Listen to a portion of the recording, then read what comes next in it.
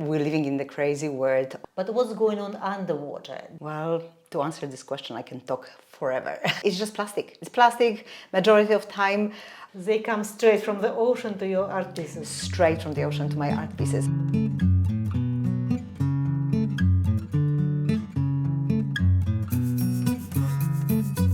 Today, Art in Adelaide is visiting Elizabeth Solich in her little beautiful studio.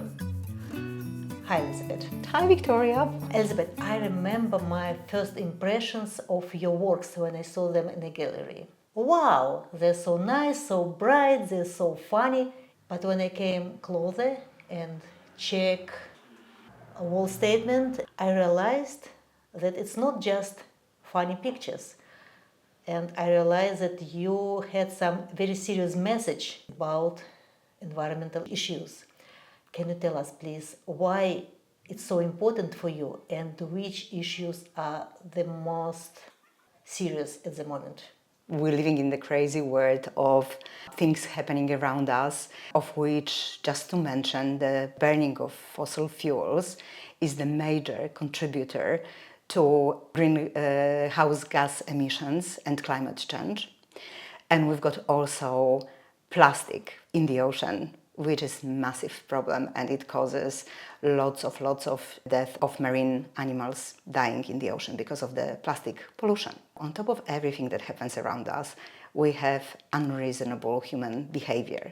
We've got a problem of overfishing, whether it happens on the commercial scale or whether it happens just on the individual day-to-day basis. It's all to be observed because the amount of fish declines, and it's just so sad to witness that. So my artwork is all about empowering this and making people reflect and change their behaviors so we can live in a better, more sustainable world in the future. There are a lot of artists who paint marine life, but most of them, at least here in South Australia, depict it in more realistic way. But your images are quite cartoonish, illustration-like. At the same time, they're quite scientifically accurate. What do you use as your references and what inspires you for these paintings? Well, to answer this question, I can talk forever. If it wasn't for my partner Paul, I would have never been exposed to marine life and just underwater world as I am at the moment. I'm a diver now for how many years? 13 years, maybe, something around that. It was Paul McDonald, who is underwater photographer and cinematographer, that encouraged me to undertake this journey of diving, and that's actually how I was fascinated by what I saw in the water. I think it's worth mentioning because another person who really inspired me on this journey, without even me being conscious about it, is my father. My father was an engineer. As a little kid, I was overhearing the different discussions and my father's sometimes frustrations. And I guess that built my environmental consciousness around importance of living in the sustainable environment that is going to last for generations. Also, coming from the childhood, there was the moment where I explicitly remember I used to listen to the fairy tale stories on my little record player when I was 6 years of age. And I used to really be racked up in the middle of winter listening to fantastic stories and trying to imagine the world beyond. I guess that created or evolved my imagination to the point where as the grown-up, through the art, I took the freedom to create something unique on the canvas. I deliberately chose this kind of style because tackling important message around hard environmental issues, I didn't want to upset people more because the topic is upsetting enough. So, it's really hard to get people's attention, and in a positive way. Hence my artworks are quite quirky and funny, and you see behind me there is this jetty job painting with the marine life, pretending the humans. They do some meaningful work to reconstruct the jetty and maintain the jetty to protect and prevent their habitat from collapsing, which is an important issue. I just think it talks to people. It makes them easier to connect to, and then to think about how their actions can be influenced or how their actions can be eventually changed. We're standing next to Elizabeth's painting, which looks quite surrealistic for me. I believe that is some story, but I could not guess which one. That's quite special painting. I have envisioned, well, the Port Jacksons being quite amazing fish. Not many people know that they can breathe and eat at the same time, but they also, very sadly, the bycatch at the different jetties. So people just brutally get them out of the water. They not to be harvested, they not any use for the fishermen. And there was this story in Sydney Herald, I think, many years ago, about Port Jacksons being found stabbed and just left on the beach or thrown back into the water. We see this on regular dives, and that's sad to say. So I've envisioned, I just wanted to, whoever really looks at this picture and whoever from the fishermen's community there, whoever does such a cruel thing, just to reflect. And the knife attached to the canvas is a plastic knife. I found it somewhere, it's been attached to the broken band that you put over your head for the Halloween. And that leads me to the idea of painting the pumpkin, which is shaped as the very characteristic mouth shape of the Port Jackson.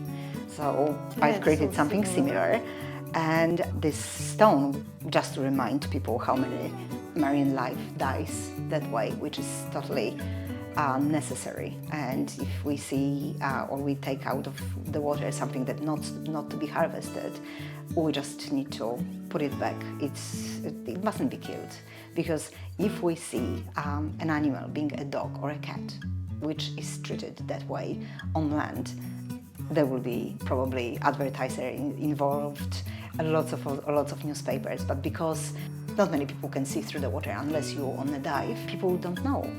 Port Jacksons being quite amazing fish, and knowing about their abilities to socialize, because they behave like humans. They gather around November, I believe, November or late October each year in specific places in South Australia, and females preliminary engage with each other. It's like you going to the pub Friday night and the female gather with each other, and then there are males coming over to the picture and trying to attract singled out female. So it's massive social behavior involved, and so sad to see only one of the Port Jackson. I've been in isolation like that, and sadly looking at the distant memory of friends, family that disappeared from the ocean. Important, very important message, I think. Elizabeth, I wanted to ask you about materials which you use for your paintings. It's obvious it's canvas, some paints, but I also spotted some extra additions like plastic things, knives, forks and all this stuff. Can you please tell us a bit about these interesting materials you use? Absolutely, it's just plastic. It's plastic majority of time. I've been diving in different places, like very, very polluted places. I've been diving in Indonesia, North Sulawesi, dived off dive sites, very polluted and very heavy in hygiene products, all sorts of things floating in the water. So much plastic gets to the ocean on a regular basis. When I go diving, even if it's South Australia, whatever I see on the dive, I just remove this from the ocean. And at my studio, you will see boxes of those little subjects that I've removed from the environment. So that's what you'll see on my artwork. And each topic really addresses the different environmental...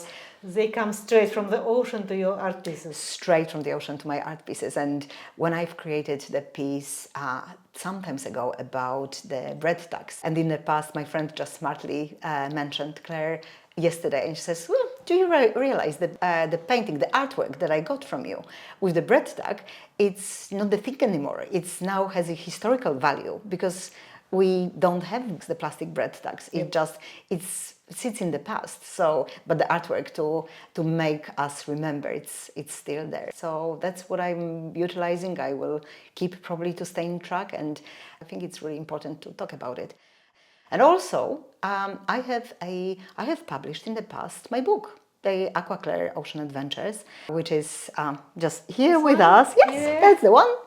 That's a book for kids where I've used the artwork that I've created. I took a picture of the marine life, I cropped them and used to compile this book all together. So you can find all endemic species for South Australia. At the back of the book is this little illustration of just like a guide. When you open the page, that's the one. Oh, yeah. That has little pyjama squid, has leather jackets, has leafy sea dragons, all sorts of marine life that you find on the dive here. And I'm just so proud of this book, and it's designed to build solid knowledge and to be mindful of the risks behind and the problems that the plastic pollution brings to the oceans. So I hope kids love it. It's still available. Thank you. Talking about pyjama squids, you just mentioned them. I remember this beautiful, mind-blowing picture, which was one of the winners of previous Solar Prize. Oh yes, I do remember And that. it messaged about the very important problem about the climate change and how climate change is visually seen underwater. This artwork, Pyjama Squids Armageddon, Yes, I think it is. It's called. It's been based on Renee Magritte's very famous painting of men in the top hats floating or flying in the air. I've created something like that, but with the pyjama squids.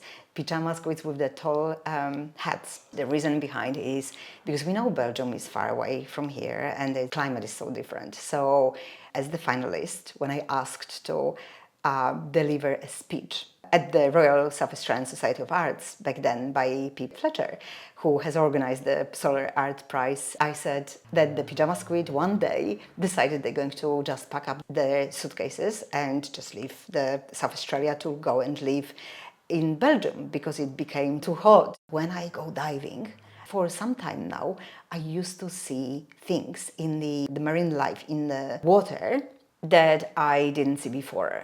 Or some species just simply disappearing, which is, to my despair, like I'm trying for some time now to find the pipefish on the dive at Edithburg. We've got this little lodge, divers lodge, established at Edithburg called Edithburg Diving. Together with fellow divers, getting on one of those fun weekends, we try to jump in the water and like compare the pages now and the notes and say, hey, what did you see? I saw this, I saw that. None of us recently witnessed pipefish. I cannot see them anymore, so I don't know what happened. I know it's heaps of them at Port Hughes, so I don't know if it's current and just simply water movement that causes that. And also I'm seeing species of nudibranchs that I haven't witnessed before.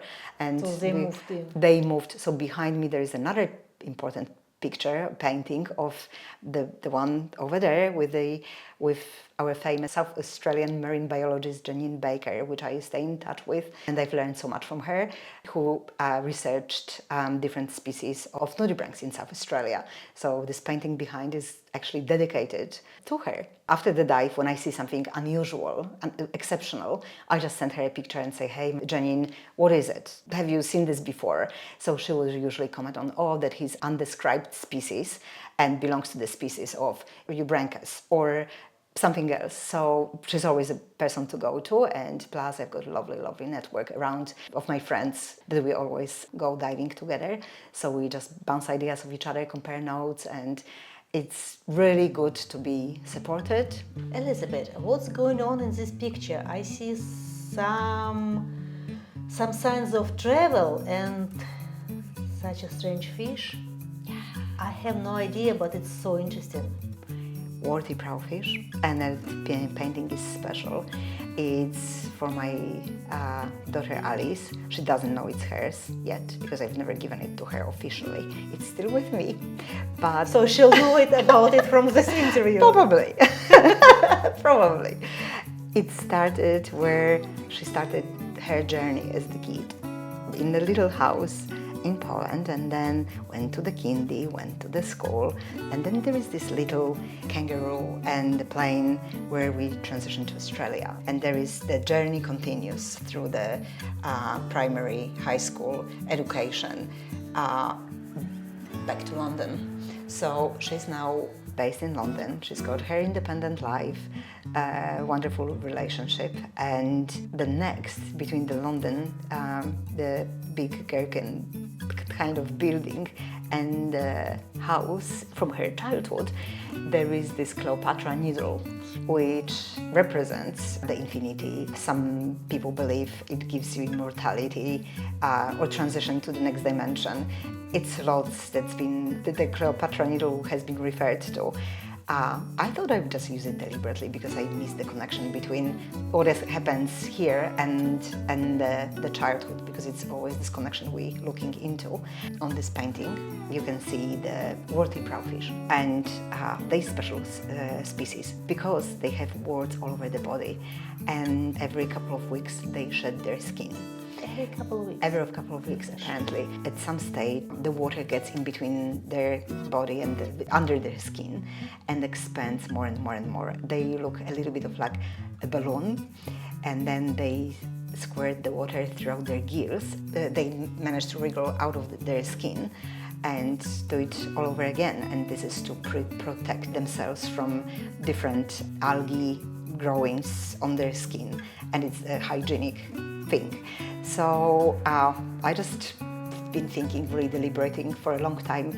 You know, the candies, the usual candies that we all love. They're all wrapped up in the plastic, and we just buy them in bulk. So I thought it's just a kind of connection between the Worty Prowfish shedding their skin and having some kind of wrap around the candy that we eat, and exactly, and this little orange texture on the canvas is just a compressed piece of discarded wrapping paper from the candy, and that's what I've used for the canvas. So it's very meaningful, it's very special, and I love this painting, and I hope Alice will love it too.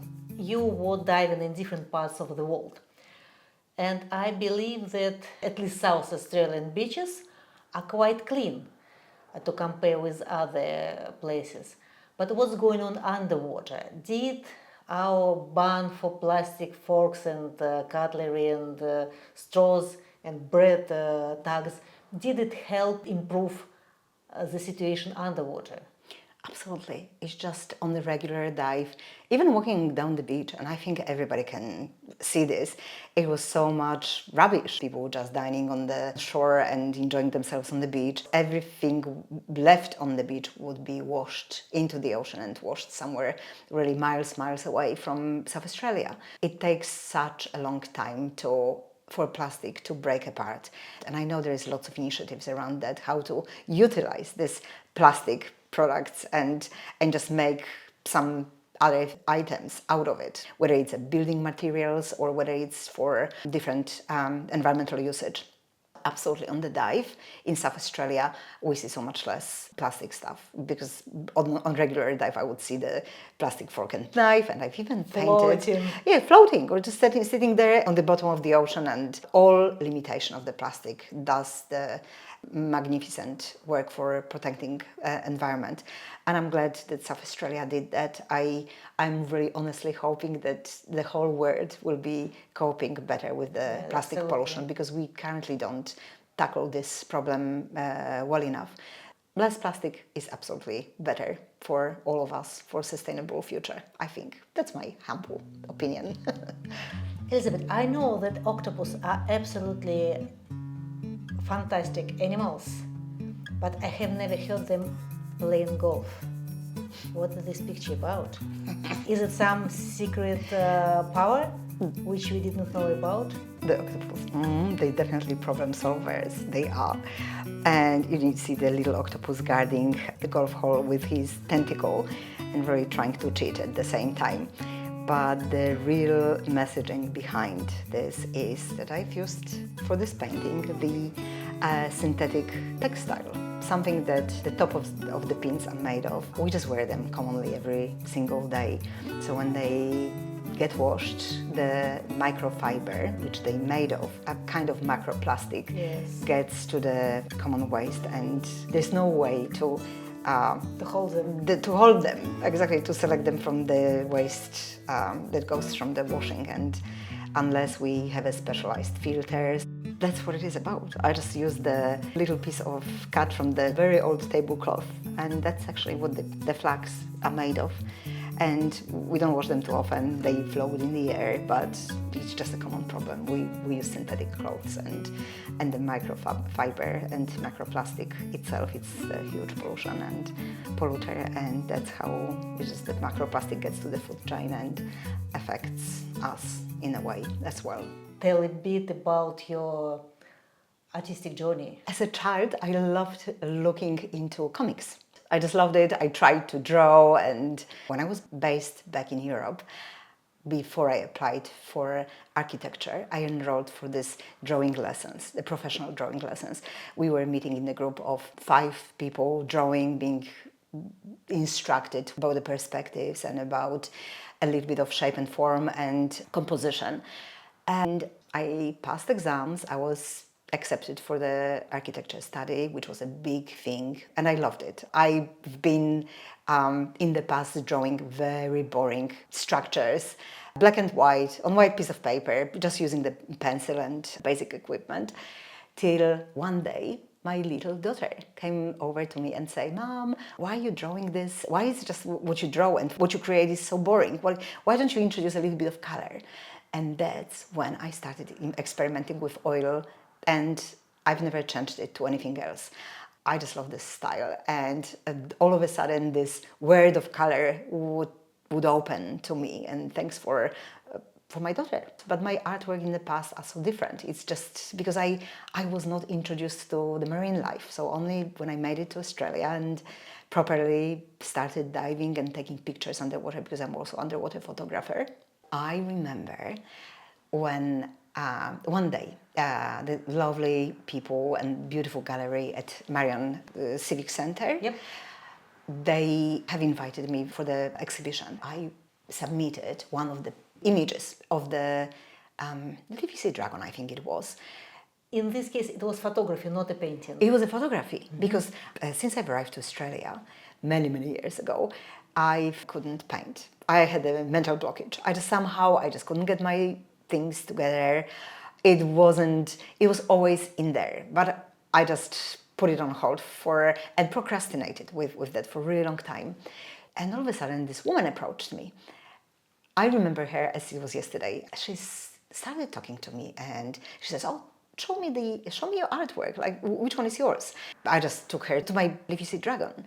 And she says, "Oh, nice photography." And I've asked, "What's yours?" And she took me to the little picture and say, "Well, that's my drawing. I've done this," and started explaining to me what's behind. And I thought it was fascinating. It was just nice that she was creative and she could be free through her art. And it's so hard to do this with the underwater world, because when you take a picture, it's so hard to interpret. You just take a picture of what it is. Yes, people admire its beauty, but through artwork, you can tell the story. And through imagination from the childhood, through what you learn throughout your life, your sensitivity when it comes to environment, then you can produce something really unique. After actually quick chatting with her for maybe half an hour, I excused everyone. I said goodbye, went back home, and I started thinking about how am I supposed to start it all over again. Because the lady said, and it resonates with me till today, she says, "Don't be silly, just take the pencil or the brush and start working and it will come." And I started it. And I started it back in December 2020, which was just before the COVID hit. So as you know, with the COVID, we had lots of time on our hands. So when I started, I literally could not stop. All of a sudden, there was artwork after artwork coming out, and I've gathered so much material for my first exhibition at the Sala, when Sala was allowed, because we've got lockdowns, and as we remember, living through COVID was quite challenging times. But that was it. That was me being back. Because before, yes, I was creative, but not this much creative. And my paintings were what I call it now beautiful but boring and not this meaningful. And I couldn't use this storytelling the way I'm using it now with my artistic impressions back then. So yeah, I'm back. I see these eyes and I believe it's a very sad story that happened to the seal.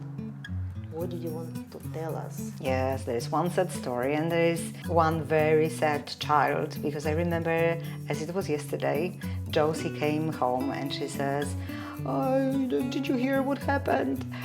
There was a whale calf caught in the shark net out of Sydney, somewhere out of shore." And she was desperate. She was just so sad about it. I just didn't know what to do. That was my response to the whole situation, and again, making people think and preventing situation from happening again, I just simply painted this piece, which is dedicated to her. It's hers. It's just still in my place in our home. It's pretty much the shark netting.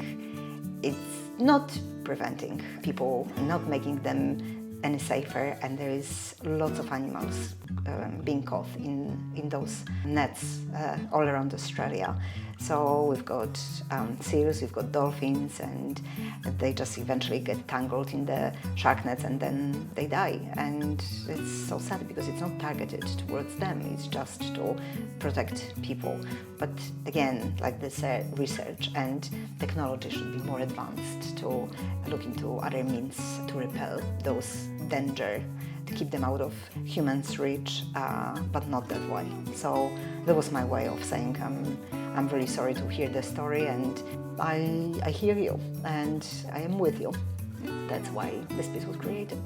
Is it really important for you to show your works? It is important because it's just all purpose behind is not to show, well, this is how talented I am. It's not. It's just to get it out to people and make people feel, think, reflect, inspire them to have slightly different life when it comes to reuse, recycle, or encouraging people to change those habits and produce less plastic, less rubbish that eventually will go to the ocean.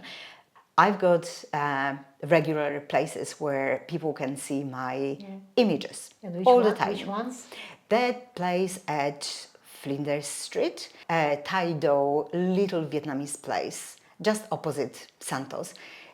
It's amazing. They lovely people, both Queenie and Joe.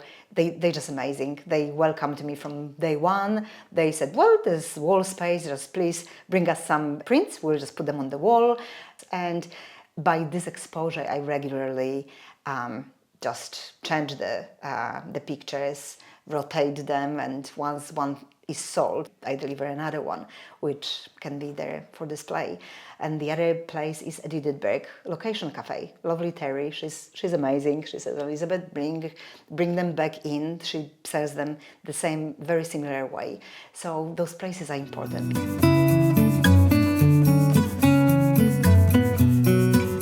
Thank you, Elizabeth, for this beautiful interview about underwater invisible life and how we can protect it and how we should protect. Thank you a lot. Thank you so much, Victoria. Thank you, Alex. Thank you so much for doing an amazing job out in the community.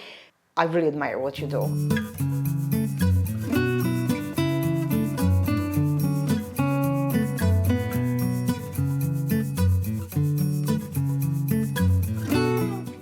Three, two, one, action! That's what crabs do.